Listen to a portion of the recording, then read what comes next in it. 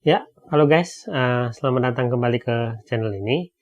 Hari ini kita mau bicarakan tentang bagaimana cara mencintai diri kita sendiri ketika konteksnya kalian adalah seorang korban narcissistic abuse.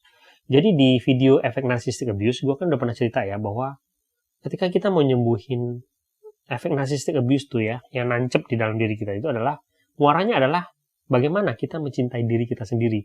Sehingga cinta yang luar biasa yang kita berikan kepada diri kita itu pada akhirnya bisa menggantikan apa yang hilang atau derita yang disebabkan oleh si narsistik kepada kita. Gitu ya. Nah, sebelum kita masuk ke tipsnya guys ya, gue harus kasih tahu dulu sebenarnya gini, problem terbesar kita itu adalah bukan soal mencintai diri kita. Sebenarnya bukan di situ problemnya, tapi problem terbesar itu adalah bagaimana kita meyakinkan diri kita bahwa kita ini berharga gitu loh.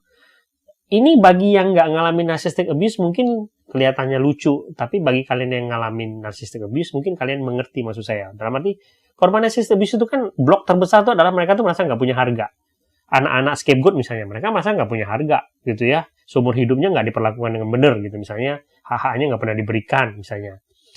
Untuk kalian para korban narcissistic abuse dalam percintaan misalnya, ya diselingkuhin, di-abuse secara verbal gitu ya. Pokoknya benar-benar diperlakukan kita dalam tanda kutip seperti sampah lah misalnya. Itu membuat kalian tuh merasa nggak punya harga. Jadi tantangan terbesar bagi seorang korban narcissistic abuse adalah meyakinkan diri dia bahwa dia itu punya harga. Sebenarnya logikanya kan gampang ya. Ketika kita mau mencintai sesuatu, kan kita harus punya keyakinan bahwa sesuatu itu berharga kan, gitu. Itu sebenarnya insting dasar kita sebagai manusia.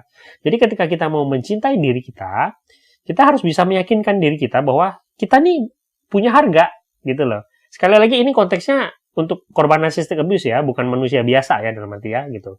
Nah, sekarang kita mau coba, gue mau bagi 8 tips ini, 8 reminder ini, yang mungkin teman-teman bisa pakai gitu ya ketika kalian dalam proses memberikan cinta kepada diri kalian. Yang pertama adalah, ingatkan selalu kepada diri kalian bahwa kita ini berhak dicintai tanpa syarat. Nah, ingat ya, tanpa syarat apapun. Tanpa syarat itu dalam arti gini loh, kita nggak harus jadi sesuatu, kita nggak perlu nunggu suatu hari, gitu ya. Kita nggak perlu nunggu besok, kita nggak perlu jadi sesuatu, punya prestasi apapun untuk dicintai. Jadi kalau kita mau cintai diri kita tuh tanpa syarat aja gitu. Mau sekarang, apapun kondisinya, kalian berhak mencintai diri kalian. Dan diri kalian berhak dicintai tanpa syarat apapun. Ini bagi korban narcissistic abuse, percaya nggak percaya, sulit dilakukan. Karena misalnya anak scapegoat misalnya, nggak nakal, punya prestasi aja, biasanya nggak dianggap juga gitu ya sama orang tuanya gitu ya, selalu cari-cari kesalahannya. Apalagi ketika dia nggak punya prestasi apapun, misalnya itu. Korban narcissistic abuse dalam percintaan sering dicari-cari kesalahannya, sering di-abuse gitu ya. Jadi mereka, semua korban narcissistic abuse secara nggak sadar mereka selalu merasa bahwa saya harus jadi sesuatu atau punya sesuatu atau memberikan sesuatu baru saya itu berharga. Nah, ini harus dihancurkan blok ini gitu ya. Kalian harus bisa katakan kepada diri kalian bahwa saya berhak dicintai tanpa syarat apapun. Gitu ya. Itu satu ya. Dua, soal mengapresiasi diri gitu ya. Kalian harus mulai mempercayai diri kalian sendiri gitu untuk mengapresiasi diri kalian. Gitu ya. Gini, kebanyakan korban narcissistic abuse itu mencari apresiasi dari orang lain karena mereka udah nggak punya kepercayaan diri lagi. Mereka ngerasa bahwa mereka nggak boleh apresiasi diri sendiri gitu ya. Apalagi si narsistik itu suka sekali menanamkan pemikiran kepada mereka bahwa kalian tuh nggak boleh mengapresiasi diri sendiri, itu tabu dilakukan gitu ya. Apalagi mereka suka merendahkan korbannya. Jadi banyak korban narcissistic abuse tuh bertanyanya ya, menganggap bahwa apresiasi dari orang lain lah yang valid, sedangkan dari dirinya sendiri itu nggak valid.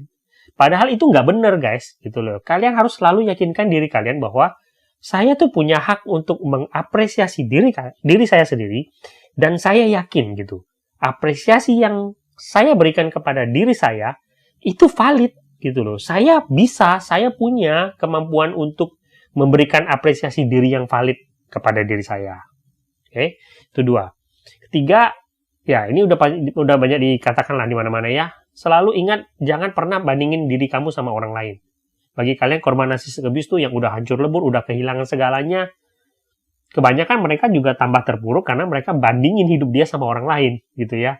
Ini berat banget gitu guys ya. Kalian harus mau sayangin diri kalian gitu dengan berkata bahwa mungkin aja saya kelihatan lebih jelek dari orang lain, tertinggal dari orang lain, tapi saya bisa bertahan dari abuse yang sangat mematikan, dan ini kehebatan gitu. Belum tentu orang lain bisa seperti saya gitu ya. Jadi ya stop compare sama orang lain ketika pikiran-pikiran itu datang gitu ya. Sayangin diri kalian. Yang keempat, nah ini juga penting. Jangan takut untuk berbuat kesalahan. Ini percaya nggak percaya? Korban narcissistic abuse itu ya, kita ngomongnya gimana ya? Mereka berjalan seperti di jalan kaca gitu. Karena seorang narsistik itu kan, kalau udah jadi korbannya dia, narsistik itu sangat suka mencari kesalahan dari korban dia untuk di-abuse gitu. Jadi, banyak sekali korban narsistic abuse itu ketakutan. Misalnya membuat keputusan, melakukan sesuatu, karena mereka takut salah dan kemudian di-abuse. Ketika mereka udah, misalnya nggak jalani hubungan lagi, efek itu masih nancep tuh. Gitu ya. Jadi mereka kelihatan sangat takut bikin keputusan, sangat takut berbuat sesuatu karena mereka takutnya itu, mereka takut mereka tuh akan mengalami seperti yang dialami dahulu. Dalam arti mereka tuh sangat takut gitu berbuat kesalahan. Nah, kalian harus dobrak ini gitu ya. Yakinkan kepada diri kalian bahwa dalam semua aktivitas yang kalian lakukan, saya boleh berbuat kesalahan gitu ya. Berbuat kesalahan itu adalah hal yang manusiawi dan saya nggak takut untuk lakukan itu. Yang kelima adalah berikan ekspektasi kepada diri kalian, tapi yang realistis, ya. Nah, ini juga para korban narcissistic abuse pasti tahu ini, bahwa sebenarnya narsistik itu suka membebankan ekspektasi yang nggak realistis.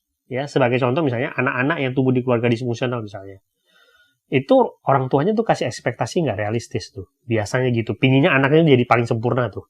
Sehingga anak-anaknya itu tumbuh, gitu, terutama ya anak-anak scapegoat misalnya, mereka merasa nggak pernah cukup, gitu ya. Jadi mereka selalu bersikap tidak adil kepada dirinya sendiri dengan memberikan ekspektasi yang ya boleh dibilang sangat-sangat berlebihan untuk ukuran seorang manusia biasa, gitu ya. Juga untuk kalian yang menjalani hubungan percintaan, pernikahan juga gitu, biasanya narsistik itu juga membebankan ekspektasi yang nggak realistis gitu ya, pingin istri yang sempurna atau pacar yang sempurna yang selalu bisa memenuhi apa yang dia inginkan.